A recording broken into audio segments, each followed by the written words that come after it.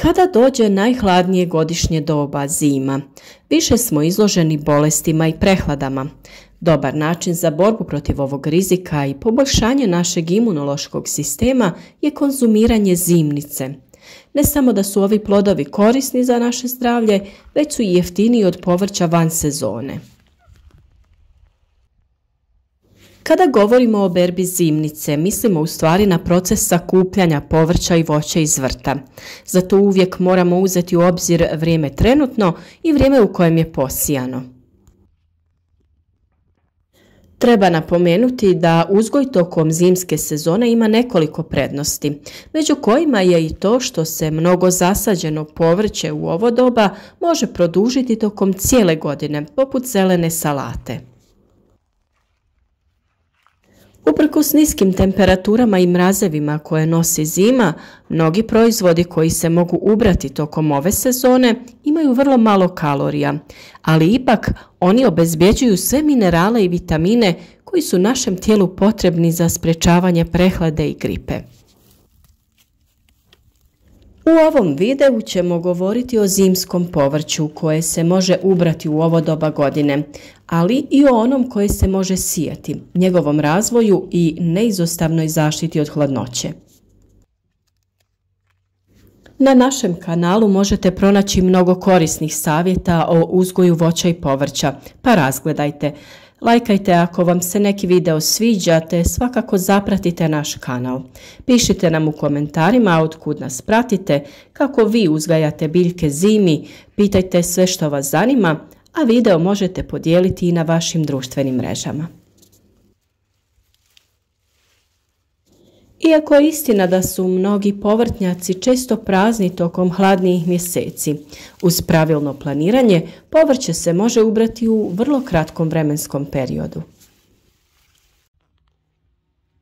Mi smo ovih dana odradili posljednju berbu nekih biljaka koje neće prezimiti u vrtu, poput paprika, rodakve, repe, a prije zimske zaštite ubrali smo i dio povrća koje će prezimiti u vrtu, poput blitve, špinata i sličnih. Ima dosta povrća koje se može čuvati do zime i tada brati, na primjer poriluk, idealno povrće za pripremu čorba i krema, a u slučaju da nemate vrt možete ih posaditi i u prozorske saksije. Špinat i blitva oba se odlikuju veoma bogatom količinom provitamina A i folne kiseline. Uglavnom se beru tokom hladnijih mjeseci u godini. Prokulice, karfiol i brokula može se reći da su svojevrsne kraljice zime, jer su veoma omiljene kada su niske temperature. A tu je i mrkva, dio nje smo povadili, a dio smo malčirali i ostavili da tako bude tokom zimskih mjeseci. Sada dolazimo do pitanja koje to povrće se može uzgajati zimi, jer postoji nekoliko vrsti koje dobro podnose hladnoću. Tokom hladnijeg doba godine može se uzgajati mnogo zimskog povrća. U nastavku ćemo govoriti o onima koji najbolje podnose hladnu klimu i o onima koji se najviše uzgajaju u ovoj sezoni, uključujući njihove najznačajnije karakteristike i vrijeme čekanja na berbu. Naravno da ćemo blitvu spomenuti prvu. Možemo je uzgajati tokom cijele godine, uključujući i zimi. Ovo povrće ističe se po tome što je veoma bogato vitaminima A, C i E i sadrži visok procenat vlakana.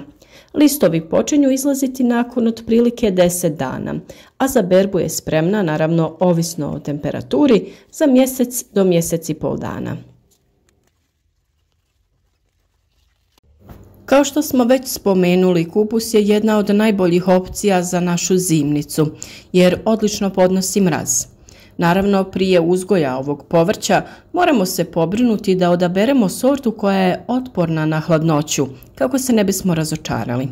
Kupus možemo ubrati nakon otprilike 3 mjeseca. Kao i kupus, karfil također odlično podnosi niske temperature i mraz. Da biste dobili dobru žetvu, važno je prethodno pravilno pripremiti tlo, jer ovo povrće zahtjeva mnogo hranjivih tvari za rast i razvoj. Najbolje vrijeme za sadnju špinata je između septembra i novembra. Ovo povrće vrlo brzo raste, pa ne čudi da prvu berbu uz povoljne uslove možemo dobiti već nakon mjesec dana. Idealno je povrće za prevenciju problema sa vidom, borbu protiv anemije i pomaže pravilnom funkcioniranju kostiju. Bez sumnje, zelena salata je jedno od povrća koje se najviše konzumira, posebno u područjima gdje je klima umjerena, a može se uzgajati i zimi bez problema. Ovo povrće obično se razvija između 20 i 60 dana do berbe.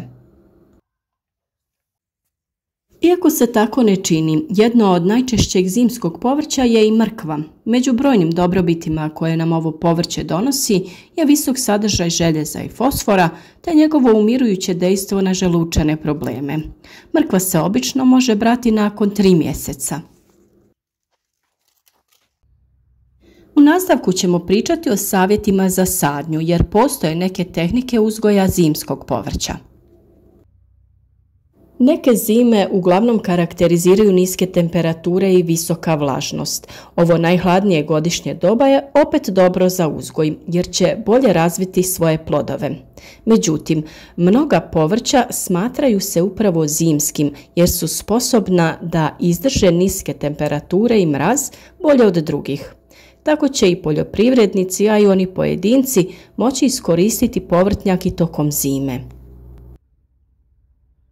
Međutim, svo ovo povrće je izloženo određenom riziku kada se suoči sa mrazom i hladnoćom. Dakle, bitno je da znamo kako da brinemo o svom vrtu, potrebe koje ima zimi i kako zaštititi biljke tokom najhladnijeg doba godine. Prvi korak u pripremi i kasnijem održavanju bašte tokom zime je planiranje na jesen. Potrebno je odabrati dobru poziciju jer najbolje je saditi na sunčanim mjestima kako bi se biljke zadržale i zdravo rasle. Također moramo izabrati koju vrstu povrća ćemo saditi u našoj bašti. Kao što smo već spomenuli, neki vrlo dobri primjeri su kupus, zelena salata ili poriluk jer se vrlo dobro razvijaju tokom zime. Također možete uzgajati crveni luk, rukolu, matovilac, radič, rotkvice i već pomenute blitvu i špinat.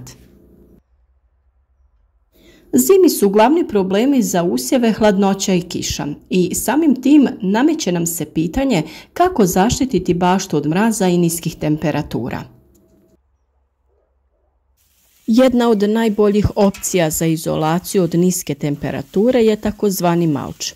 To je sloj napravljen od prirodnih materijala koji se stavlja oko povrća. Može se koristiti slama ili sjeno koji se najčešće preporučuju u ovom zimskom razdoblju. Ovaj sloj će ih zaštititi od klimatskih promjena u tlu, oscilacije temperature i šteta na korijenju i listovima. Kako bi se sačuvalo povrće, uobičajena je upotreba plastičnih ili staklenih štitnika. Čak je dobra ideja pokriti baštu plastičnim tunelom. Ova vrsta štitnika će pomoći da se olakša sazrijevanje povrća.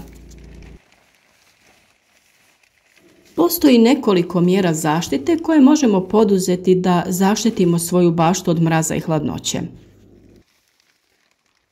Koristite plastenike jer tako ćete produžiti berbu koja će samim tim biti produktivnija. Osim toga, neko povrće će moći bolje izdržati ako raste i razvija se u zatvorenom prostoru. Preporučuje se izbjegavanje korištenja gnojiva jer upotreba gnojiva na novim izbojcima ili listovima učiniti će ih mnogo osjetljivim na hladnoću, a posebno mraz. Stoga ih moramo izbjegavati zimi i ostaviti za proljeće.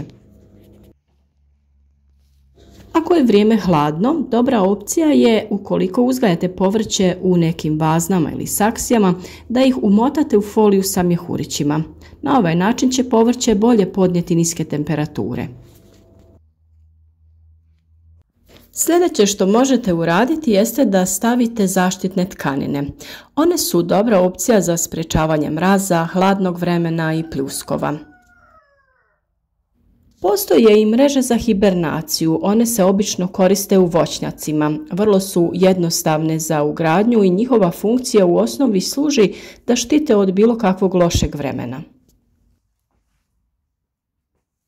Još jedna dobra tehnika za zaštitu povrća od zimske hladnoće je korištenje termalnih pokrivača. Oni se vrlo lako oblače i skidaju, a zaista su jeftini. Ja vjerujem da ste dobili sve potrebne informacije za uzgoj i berbu biljaka. Dobro čuvajući vašu baštu, možete je iskoristiti tokom cijele godine i uživati u ukusnom voću i povrću.